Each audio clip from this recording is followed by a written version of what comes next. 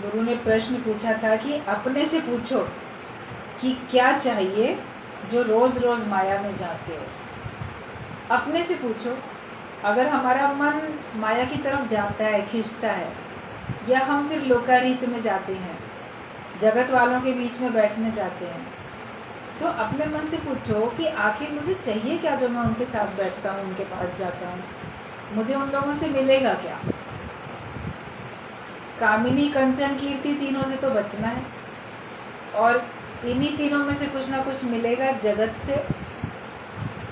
आप अगर सोचो, इसके अलावा तो कुछ नहीं मिलेगा।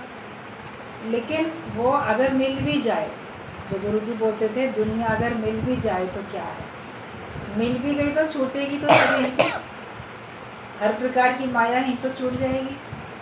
या जो कुछ मेरा मन चाहता है ये मुझे मिल जाए, वो मिलने के बाद क्या तुम्हें तृप्ति आएगी? क्या फिर तुम्हें किसी और चीज़ को पाने की चाह नहीं होगी?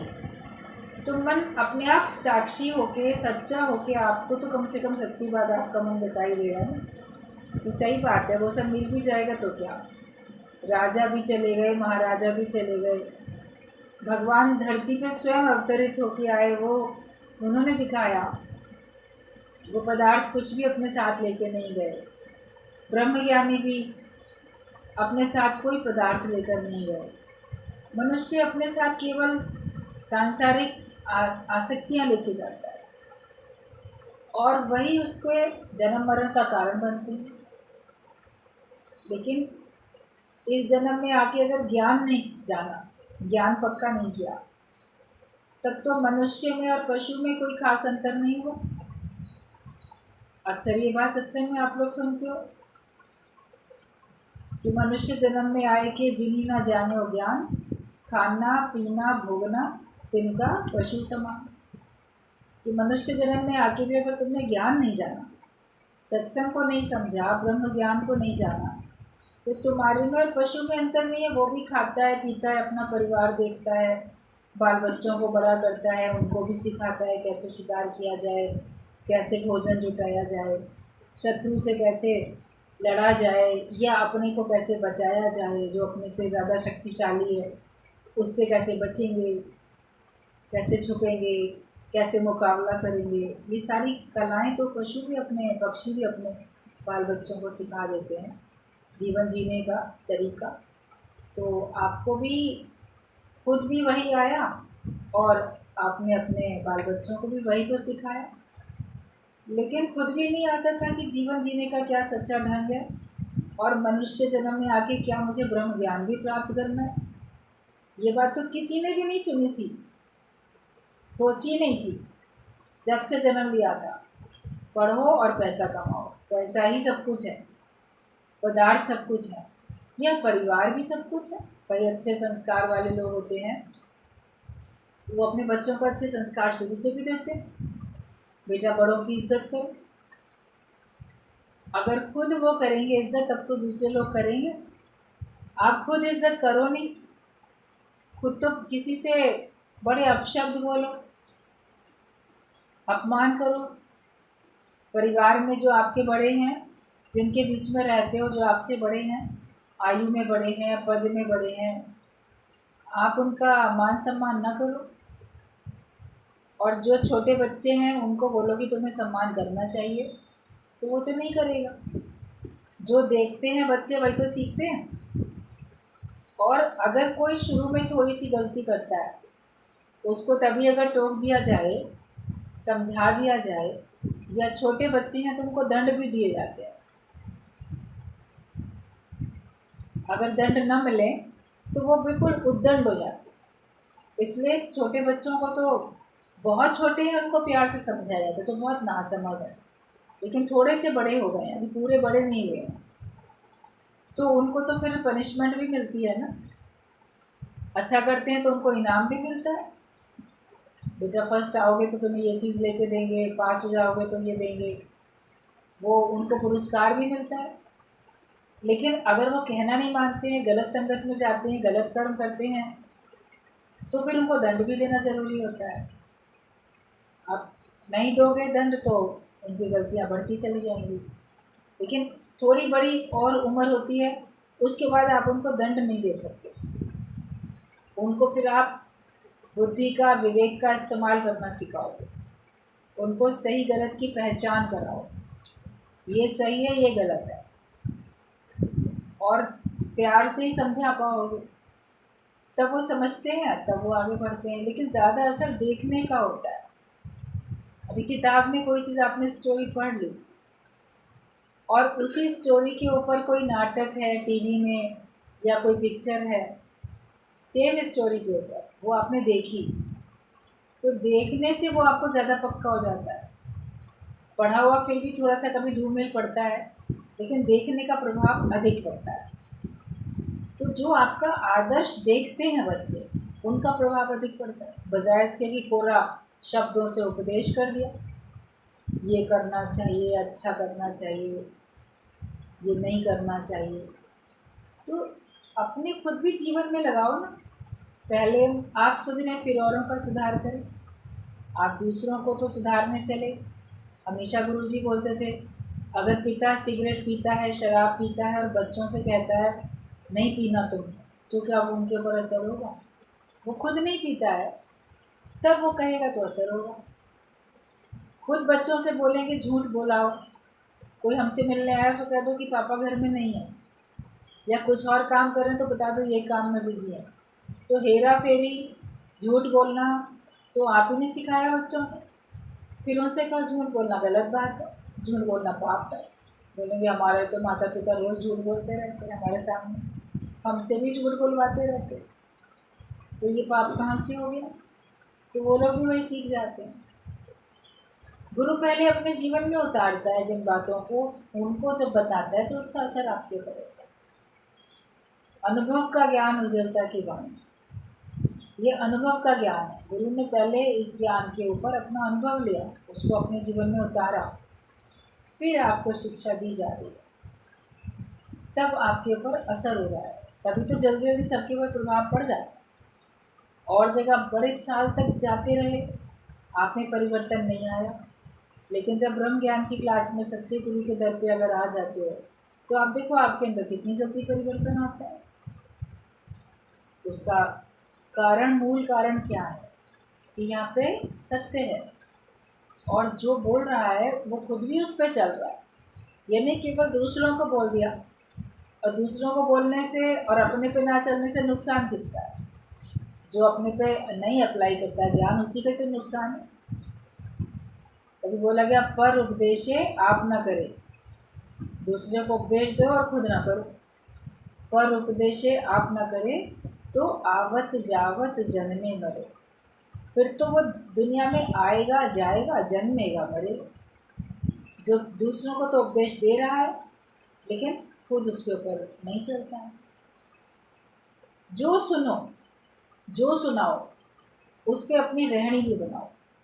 सुनत कहत रहत गत पाप, पहले सुनना है, जो सुनेंगे वही तो कह पाएंगे, सुना ही नहीं होगा तो कहेंगे क्या? जो बच्चे कानों से सुन नहीं पाते हैं वो मुख से बोल भी नहीं पाते। आप बोलोगे गूंगा बहरा बच्चा है, कम से कम बोल तो पाता है, सुन नहीं पाता है। तो वो बोल सकता है, बोलने की क्षमता है उसमें, लेकिन चूंकि उसने सुना नहीं, उसके कानों में सुनने की क्षमता नहीं है, सुना नहीं इसलिए नहीं बोल पा रहा है। जब उसके कान में मशीन लगती है, कान उसके ठीक किए जाते हैं, अगर सुनने की क्षमता उसमें आ जाती है, कितने % भी आती है, तो वो फिर बोलने भी लगता है, उतना उस हिसाब से बोलने भी लगता है। जो सुनते हो वही बोलते हो।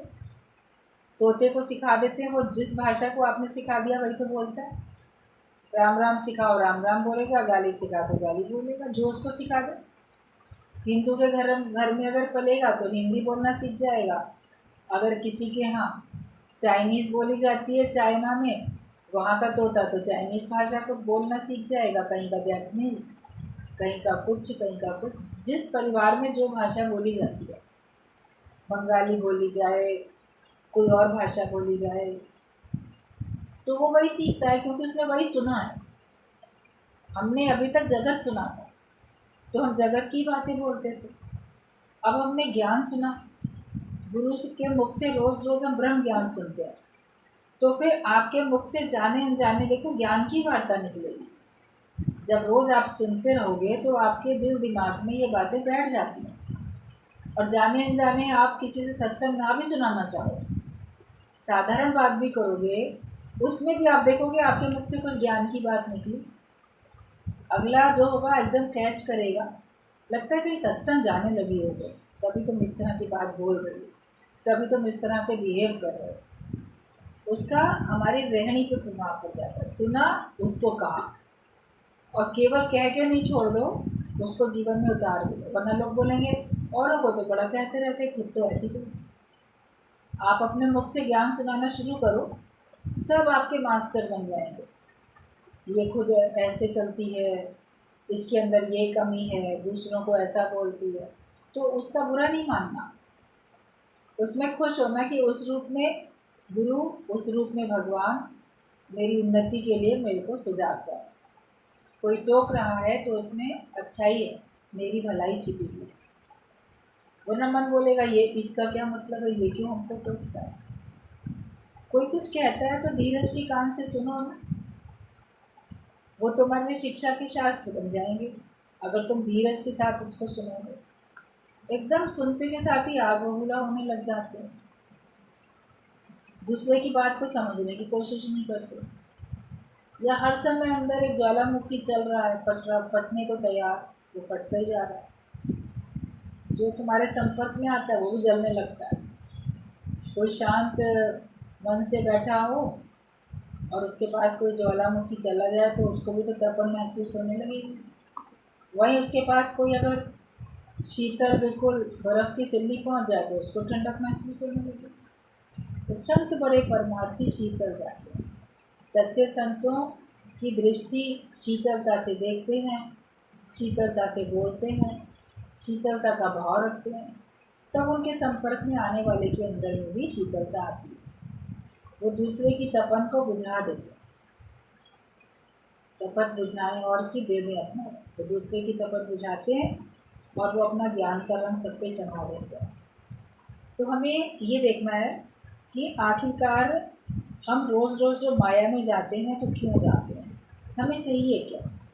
जब तुम्हारा मन बोले कि मुझे जगत वालों से तो कुछ भी नहीं चाहिए, मुझे चाहिए तो केवल एक भगवान से ही चाहिए, और वो तो मुझे दे ही रहा है भर भर के, तो मैं बस उसी के ध्यान में रहूँ, तो फिर आपके अंदर में शीतलता आती है, आपके अंदर में सुख शांति आती है। ऊँट कांटा खाना नहीं छोड़ता है। ऊँट जो होता है ना, उसकी बड़ी लंबी गर्दन होती है, बहुत ऊंचा होता है, सबने देखा है। जंगलों में बहुत ऊंचे ऊंचे पेड़ भी होते हैं, और कई ऐसे बबूल के और कई ऐसे ऐसे पेड़ होते हैं जिनमें कांटे भी होते हैं, तो ऊँट कांटे भी खाता है। और गाय, बकरी ये कांटे नहीं खाएंगे, पत्ते ही खाएंगे, मगर वो पत्ते भी खा लेगा, वो कांटे भी काट के चबा के खा लेगा ऊँट। और कांटे खाने से भले उसके मुख में चुभ जाए, घायल हो जाए अंदर से उसका मुख, तो भी वो कांटे खाना छोड़ता नहीं, वो खाते ही चलता है। तो गुरु जी बोलते हैं तुम्हारा मन भी ऐसे हो, माया में तुम्हें कष्ट भी मिलते हैं तो भी तुम माया में जाना छोड़ते नहीं, आदत पड़ी हुई, तुम्हारा पेट उसी से ही भरता है कि जो मिल रहा है वही खाते जाओ, पत्ते मिले पत्ते खाए, कांटे मिले कांटे खाए। मगर मनुष्य तो समझदार होता है, वो ये थोड़ी कि वो जो सामने आया वो खा लेगा, वो तो देखेगा जो मेरे लिए लाभकारी है मुझे वही खाना है, जिसको खाने से मेरा नुकसान है वो मैं नहीं खाऊँ। मनुष्य को तो इतनी समझ होती है। तो नुकसान, कौन सी बातों पे विचार करो, कौन सी बातों को मन में रखने में हमारा नुकसान है, उन बातों को ग्रहण नहीं करो। तन के आहार के लिए तो बड़े सावधान रहते हो। मन का आहार वो है मन के विचार, उनके लिए भी सावधान हो। कौन से विचार अपने अंदर में ऐसे लाऊं जिससे मेरा मन स्वस्थ रहे, जिससे मेरा मन प्रसन्न रहे। हर समय कुढ़ता रहेगा मन, हर समय परेशान होता रहेगा, हर समय कमियां याद करेगा, हर समय शिकवे शिकायत करेगा, कभी शुक्राने नहीं गाएगा, तो भगवान भी बोलेगा कि ऐसे नाशुक्र इंसान से मेरे को भी तकलीफ़ है, इतना इसके लिए किया और ये तो कभी भी खुश नहीं होता। पलट के दो मत किसी को कुछ भी, लेकिन प्रसन्नता का भाव तो रखो अपने अंदर में। वो तब होगा जब जो कुछ तुम्हें मिला होगा उसके लिए तुम शुक्रगुजार रहोगे। किसी को दीपावली पे मिठाई भले ना खिलाओ, पटाखे फुलझड़ी भले ना जलाओ, रोशनी भी चाहे बाहर से आप बहुत दिए मोमबत्ती ना जलाओ, लेकिन अंदर ज्ञान का प्रकाश होना चाहिए। तुम्हारी हंसी, तुम्हारी मुस्कुराहट, तुम्हारा खिलखिलाना, तुम्हारा ठहाका लगाना, यही सब फुलझड़ी पटाखे हैं, यही काफ़ी है। मीठा बोल लेना ही मिठाई है। मिठाई का डब्बा ले गए किसी के पास, फिर उससे ताना मारते हो, कड़वा बोलते हो, तो उस मिठाई के डब्बे को देने का कोई मतलब हुआ? या चलो आज के दिन में मेरे को कोई आएगा घर में, उसको मीठा खिलाना है, कड़वे शब्द थोड़ा अपने अंदर ही रखे। लेकिन अगर अंदर कड़वाहट है तो आपके व्यवहार से झलक जाती है, आपकी बातों से नहीं तो व्यवहार से झलकती है, बॉडी लैंग्वेज आपकी होती है। या एक दिन कंट्रोल कर भी लोगे, कोई पूजा पाठ, कोई त्यौहार होता है, उस दिन अपने मन के जो भाव होते हैं कड़वे वैर वाले, उनको मनुष्य कभी कंट्रोल कर भी लेता है, मगर उस बाद में फिर ज्यों का त्यों वैसा का वैसा ही होता है। तो वो त्यौहार मनाने का क्या मतलब है? ये खुशी के त्यौहार है ना सारे। अपने देश में कितने सारे त्यौहार मनाए जाते हैं, हर धर्म में बहुत सारे त्यौहार हैं अच्छे अच्छे। लेकिन आप देखो जो अपना हिंदू धर्म है, सनातन धर्म है, हिंदू धर्म है, उसमें तो त्योहारों की भरमार है, खान है जैसे, एकदम भरमार। हर महीने में कोई ना कोई अच्छे अच्छे त्यौहार आते ही रहते, विशेष और सामान्य तो होते ही। भगवान ने पूजा पाठ के लिए सामान्य धार्मिक जितनी बातें हैं संतों ने, ऋषियों ने, सबने बता के रखी, ताकि आपका मन भगवान को याद करके भक्ति में डूबे, भक्ति से शक्ति आती है और आपके अंदर अच्छे संस्कार आते हैं। इसलिए आप उसमें लगे रहो। तो ये सब पूजा व्रत और कोई किसी प्रकार का आयोजन, ये सब होता रहता है। तो बाहर से तो सब बहुत कर लेते हैं, लेकिन अंदर से भी तो वैसे बनो, अपने आप को ज्ञान के हिसाब से ढालते चले जाओ, मुश्किल पड़े तो भी। और जिन बातों से कष्ट होता है तो उसको छोड़ दो, कांटे क्यों खाते रहते? इसने दिया तो हम खा लें, किसी ने आपको कांटे परोस के दे दिए तो क्या तुम खा लो? देखो नहीं, ये हमारी खाने की चीज़ थोड़ी, हम तो नहीं खाएंगे इसको। तो मन को वही विचार दो जो विचार तुमको स्वस्थ रखे, जिनसे फ़ायदा पड़े तुमको। आचार विचार, मन का आहार जो है मन का विचार है। गुरु एक हमको ज्ञान के विचार देता है तो हमारा मन स्वस्थ होते जाता है। तो जैसे ऊँट कांटा खाना नहीं छोड़ता, तो तुम भी दुनियादारी नहीं छोड़ते, जगत में जाना नहीं छोड़ते, तो तकलीफ़ होती है। तुम्हारे अंदर का अंधेरा तो ज्ञान से ही जाएगा। अंधेरा है मन में, दिया तो जला लो, तो अंदर मन में कौन सा दिया जलाओ? तो बाहर तो जला लोगे, खरीद लाएंगे मिट्टी के दिए बाज़ार में से जाके, उसमें तेल डाला, बत्ती डाली, माचिस की तीली लगाई, जल गए। तो तुम्हारे मन में कौन सा दिया जलेगा? वो तो ज्ञान का दिया जलेगा ना।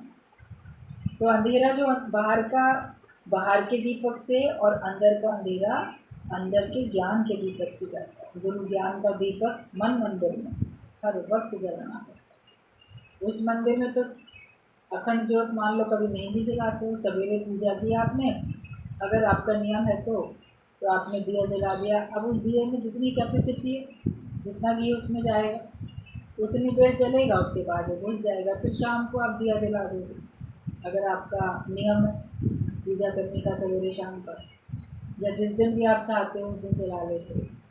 मंदिर में जाते हो तो जला देते हो, तो फिर वो बुझ भी जाता है। सवेरे फिर जला देते हैं, रात को फिर बुझ गया। लेकिन ज्ञान का दिया तो हर वक्त जलाना पड़ता है, सवेरे शाम, दिन रात, दुख में सुख में, लाभ में हानि में, हर प्रकार के द्वंद्वी जोड़े में ज्ञान भूलना नहीं चाहिए। क्योंकि ज्ञान भूलेगा तो तुम्हारे जीवन में अंधेरा छा जाएगा, चारों तरफ अंधियारा ही अंधेरा छा जाएगा। तो हर वक्त इस ज्ञान को याद रखो। दिया जलाने का मतलब है इसको याद रखो।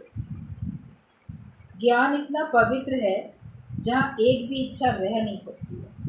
तुम सोचते हो इच्छाएं कैसे छूटेंगी, उनको निकालने की जल्दी नहीं करो, ज्ञान को अपने अंदर बसा लो।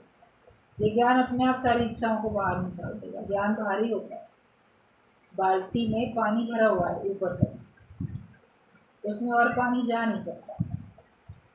लेकिन अगर आप उसमें एक बड़ा सा पत्थर डाल देते हो, भारी पत्थर, तो पत्थर उस बाल्टी में चला जाता है, तली में उसको रुक जाएगा।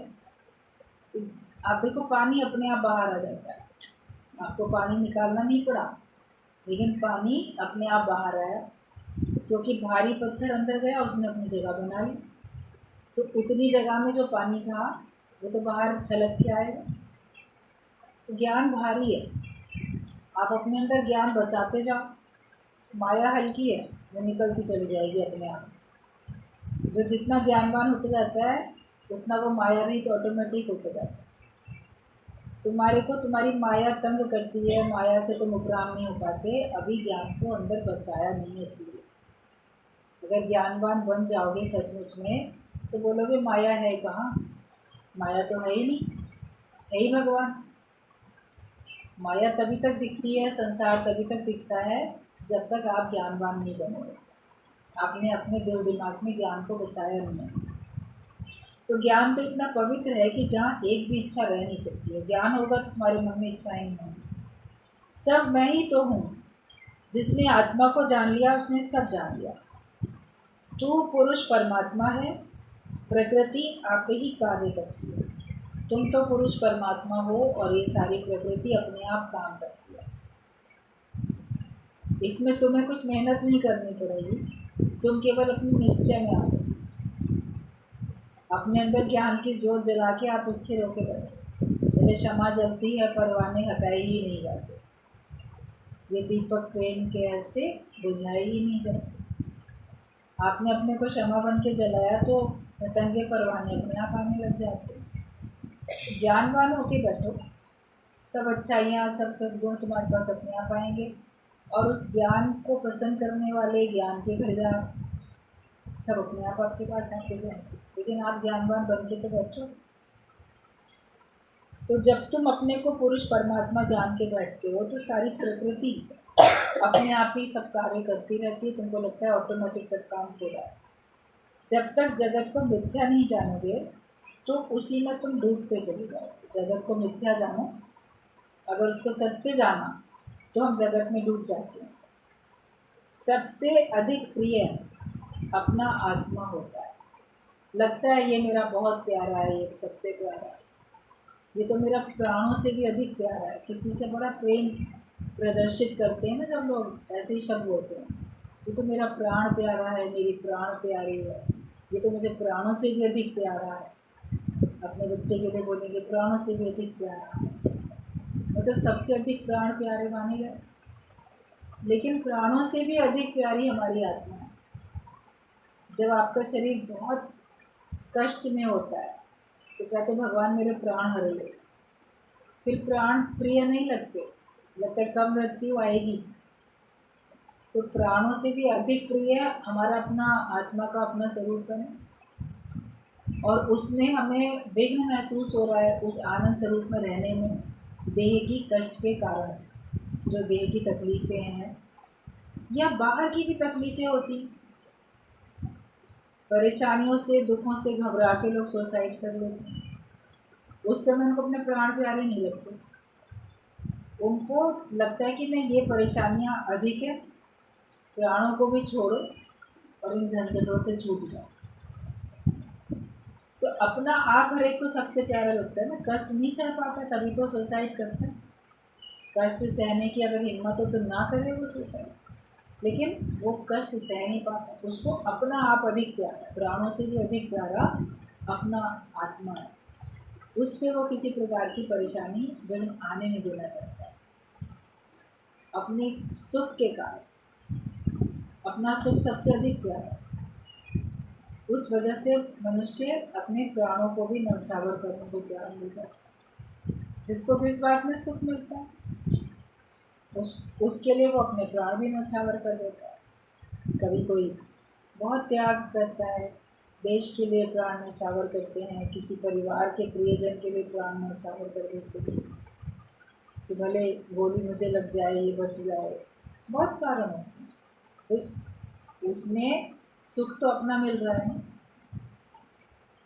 जो भी कुछ किया अपने प्राण देने में भी हमें सुख मिल रहा है, तो अपनी तो सुख से बंधे हुए सब लोग। तो तुम जो हो सबसे अधिक प्रिय अपना आत्मा है, और अपने सुख के लिए सारी दुनिया ही इधर आई है। सत्संग में भी अगर तुम आए तो अपने ही सुख के लिए आए, और जिसको यहाँ सुख महसूस नहीं होता वो चला जाता है, उसको कहीं और सुख महसूस होता है, वहाँ चला जाता है। जिनको यहाँ नहीं आनंद आएगा, सुख नहीं महसूस होगा, वो माया में चले जाएंगे या कहीं और चले जाएंगे कि हमें यहाँ नहीं अच्छा लगा, आपको तो वहाँ अच्छा लगता है। तो आप अपने सुख के लिए जा रहे हो ना, ज्ञान के लिए कहाँ आना जाना है। ज्ञान तो आपको मिल ही रहा है, लेकिन सुख अपना प्यारा होता है। तो अपने सुख के लिए भी सारी दुनिया इधर आई। जगत में भी जो आए हो तो सुख पाने की लालसा में, सत्संग में भी आए हो तो सुख पाने की लालसा में। ज्ञानी की दौड़ धूप तो बंद हो गई है। जो अपने आधार पर है वो कभी दुखी नहीं होगा, क्योंकि वो जानता है कि परमात्मा तो जहाँ तहाँ है। ज्ञानी की दौड़ धूप बंद हो जाती है, वो कहीं अब आना जाना नहीं करता, उसका मन स्थिर हो जाता है, उसको स्थिरता में सुख मिल जाता है। उसने सुख अपने में ढूंढ लिया, फिर वो सुख के लिए भटकता नहीं है।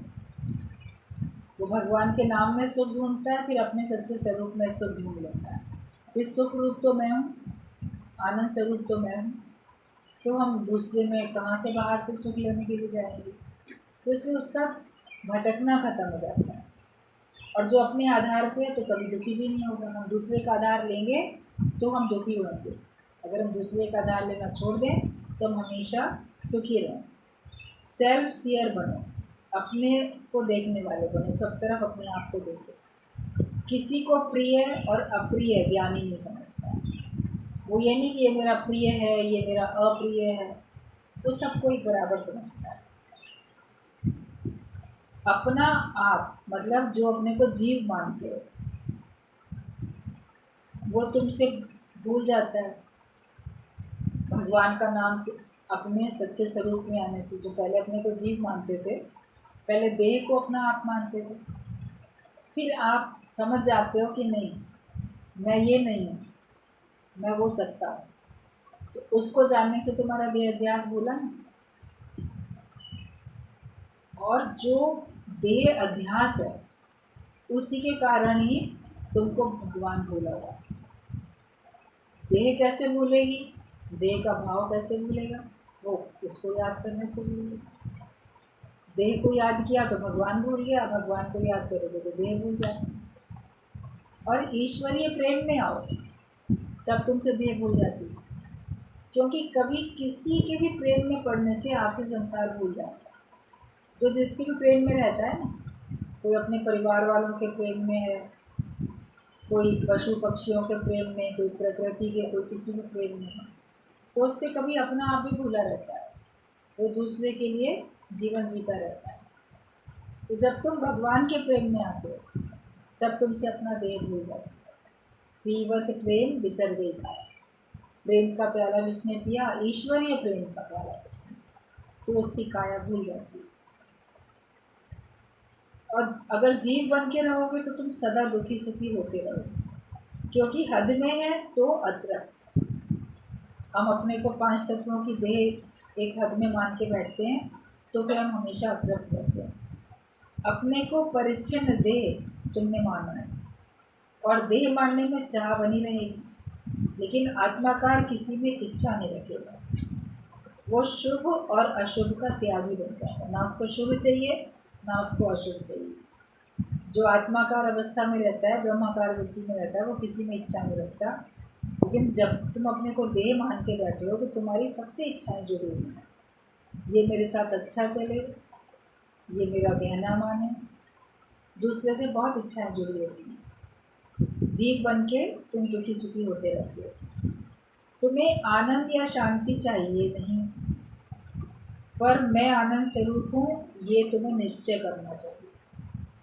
तुम कहते हो मुझे आनंद चाहिए, मुझे शांति चाहिए, तो चाहने से कहीं बाहर नहीं पड़ी ये आनंद और शांति जो तुमको मिलेगी, तुम्हारे चाहने से नहीं मिलेगी। लेकिन मैं आनंद स्वरूप हूँ, मैं शांत स्वरूप हूँ, ये निश्चय करने से तुमको आनंद और शांति मिलेगा। अपने स्वरूप में आने से तुमको आनंद और शांति मिलेगी। आनंद या शांति चाहिए नहीं, पर मैं शांत स्वरूप हूँ, ये निश्चय चाहिए। ये निश्चय करो कौन सी इच्छा वासना है जो तुम्हें अशांत करती है। अपनी अशांति का कारण ढूंढो। मन बड़ा अशांत है, बहुत परेशान है, कारण ढूंढो। आखिरकार कौन सी इच्छा मेरे अंदर आई जो मेरा मन अशांत हुआ। बिना इच्छा आए आपका मन अशांत हो नहीं सकता। जैसे पानी का स्वभाव है शांत, पर इच्छा रूपी लकड़ियों के कारण पानी गर्म हो जाता है। वो स्वाभाविक तौर पे शीतल है, शांत है, लेकिन अगर अग्नि के ऊपर संपर्क में जाता है तो पानी उबलने लगता है। या पानी बिल्कुल शांत है, तालाब में आप देखो पानी एकदम शांत है, कोई उसमें कंकड़ पत्थर डालता है तब उसमें हलचल आती है। तो इच्छाओं के कारण से ही हमारे अंदर अशांति आती है, और इच्छाओं के कारण ही हम अपने स्वरूप से बिल्कुल विपरीत हो जाते हैं। जैसे पानी का स्वभाव है शांत और शीतल, लेकिन इच्छाओं के कारण से हम अशांत और उग्र स्वभाव वाले बन जाते हैं। शीतलता खत्म हो जाती है और अशांति भी आती है, आनंद स्वरूप से भर जाते हैं। वो सब है इच्छाओं के कारण से। रज़ा पर राज़ी रहना ही असल मुक्ति है। मुक्ति क्या चीज़ है? जब तुम जीते जी की मुक्ति कौन सी है कि तुम भगवान की रज़ा में राज़ी रहते हो। मुझे अधिक कुछ नहीं चाहिए, ये भाव रखो, जिससे निष्काम भावना है, निस्वार्थ प्यार है, वो तो खुश रहेगा।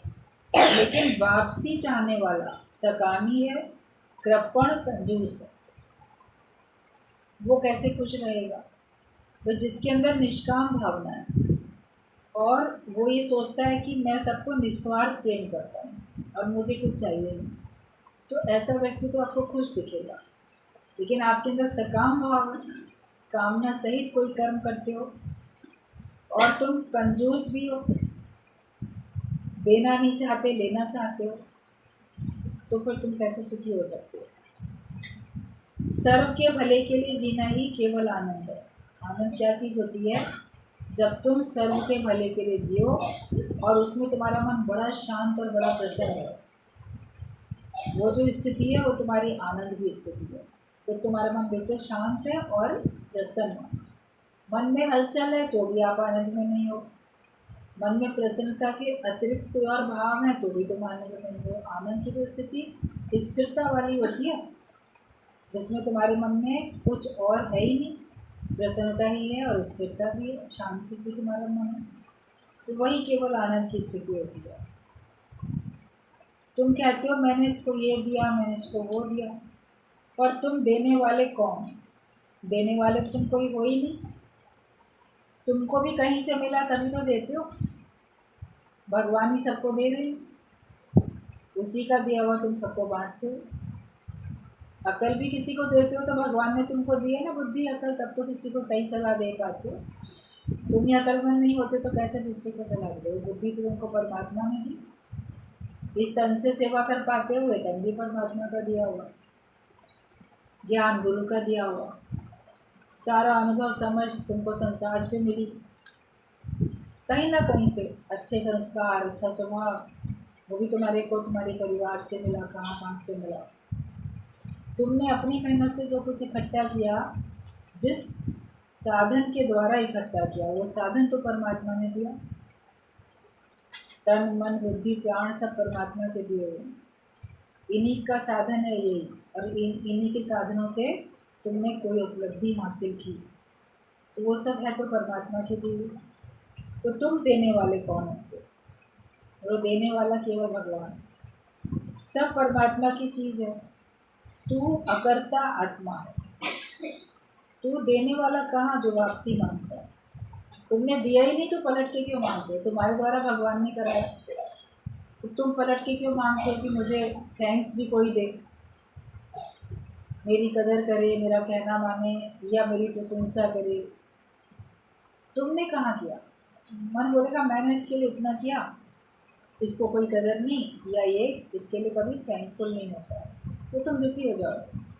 वो नहीं होता है, उसकी गलत मत है। लेकिन तुम दुखी नहीं हो क्योंकि तुम ये विचार रखो कि मैंने नहीं दिया, मेरे द्वारा तो परमात्मा ने ही कराया। और अच्छा व्यक्ति अच्छा कार्य किए बिना रह नहीं सकता, वो अच्छा कार्य करेगा ही करेगा, उसका स्वभाव उससे वो अच्छा कर्म करा लेगा। तो जो होता है परमात्मा की मर्जी से होता है। तो तुम देने वाले हो कहाँ जो वापसी मांगते हो? 5 रुपए देगा तो भी समाधि में याद करके रोएगा। तुमने अगर किसी को 5 रुपए को उधार दिए होंगे ना, और वो तुम्हारा उधार चुकाए बिना दुनिया से चला गया, तो तुम जाके कंडोलेंस के लिए जाके बैठोगे तो उस 5 रुपए के लिए भी रोओगे, देखो मेरे से उधार ले लेते, ये चुका नहीं पाया और गया दुनिया से। दे देता तो अच्छा होता। तो ये है हाल मनुष्य के मन का। हमने किया और पलट के हमको वहाँ से वापसी नहीं मिली, या हमारा ही हमको वापस नहीं मिला। आपने अच्छा व्यवहार किया, पलट के आपके अच्छे व्यवहार का रिजल्ट उसने अच्छा व्यवहार नहीं दिया, तो आप दुखी होते हो। वो दुनिया से चला गया व्यक्ति, तो भी उसको याद करके वही बात याद, मैंने ना इसके लिए इतना इतना किया था, देखो उसने पलट के कभी अच्छा नहीं किया मेरे साथ, चला गया दुनिया से, लेकिन उसने अच्छा किया नहीं मेरे साथ। तो तुमने जैसे कि दिया और पलट के तुमको नहीं मिला, तो तुम उसके दुनिया से जाने के बाद भी तो 10 जगह गाते हो, मन में बार बार याद भी तो करते रहते हो। तो तुमने दिया ही नहीं, तुम्हारे द्वारा भगवान ने कराया। भगवान तो तुम्हारा सब लेके जाता है, भगवान ही चोर रूप में आके ले जाता है। तो क्या भगवान को बोलोगे भाई कोई तुम्हारा 5 रुपया ले गया, नहीं दिया उसने, तो भगवान तो तेरा सब कुछ ले गया, उसको बोलोगे भगवान चोर है, ले गया? उस समय दुख होता है तो थोड़ा कोई कभी कभी शिकायत कर भी देता है, लेकिन भगवान के बिना तो गुजारा है ही नहीं। आखिरकार तो फिर उसकी पूजा करते हैं, फिर उसकी शरण में जाते हैं, फिर कहते हैं ठीक है भगवान तेरी वस्तु तेरे आगे रख दी, भले लाचारी में रखी, लेकिन आखिरकार तो भगवान को फिर भी मानते हो, ऐसा तो नहीं कि नहीं मानते। तो भगवान तो तुम्हारा सब कुछ लेके जाता है। ये माया सब भगवान की अमानत है, तो तुम्हारी चीज़ लेके नहीं जा रहा है, वो अपनी ही वस्तु लेके जा रहा है। ये नहीं बोलो कि भगवान ने मेरा सब ले लिया, भगवान ने अपनी चीज़ ली, उसने हमें इस्तेमाल करने के लिए दिया था, उसने प्रयोग करने के लिए इस्तेमाल के लिए चीज़ दी थी तो उसी की, जो माया जड़ चेतन जो मिली, तो उसने अपनी चीज़ ली, तो तुम क्यों दुखी होते हो, तुम क्यों आंसू बहाते हो इसमें?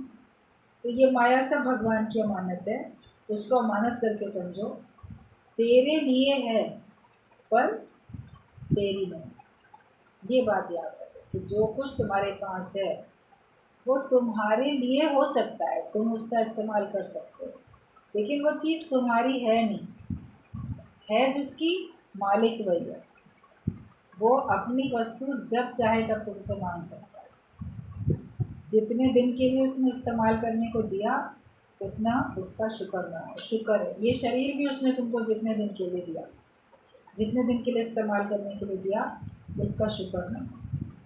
हम अगर शुक्राने गाते रहेंगे तो हमारी प्रसन्नता कभी ख़त्म नहीं होगी।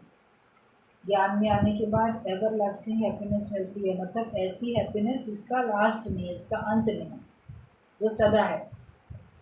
तो वो तो जब आप भगवान की अमानत सब समझोगे तो आपकी प्रसन्नता बनी रहेगी। मेरा मानने में दुख है और भगवान का सब कुछ है, ये मान लेते हो तो सुख है।